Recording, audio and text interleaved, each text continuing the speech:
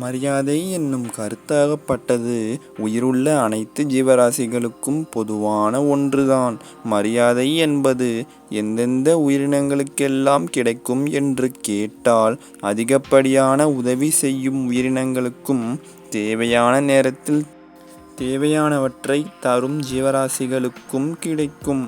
இந்த வகையில் இல்லாமல் தவறான வழியில் கூட மரியாதையாகப்பட்டது கிடைக்கத்தான் செய்யும். இந்த மரியாதையும் மரியாதை என்றே கூறப்படும். ஆனால் இந்த மரியாதையாகப்பட்டது ஆமோதிக்க தக்கதல்ல.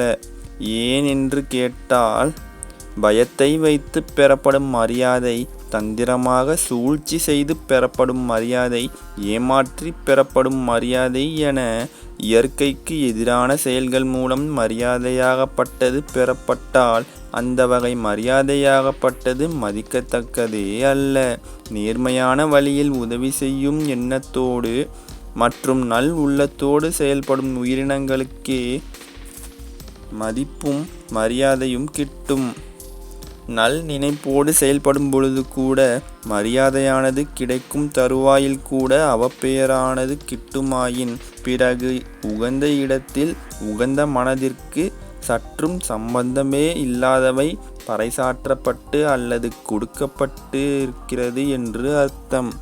வஞ்சகம் மற்றும் சூழ்ச்சிகள் நிறைந்த இடத்தில் மரியாதையை எதிர்பார்ப்பதென்பது ஒரு அறிவீனமான செயல்.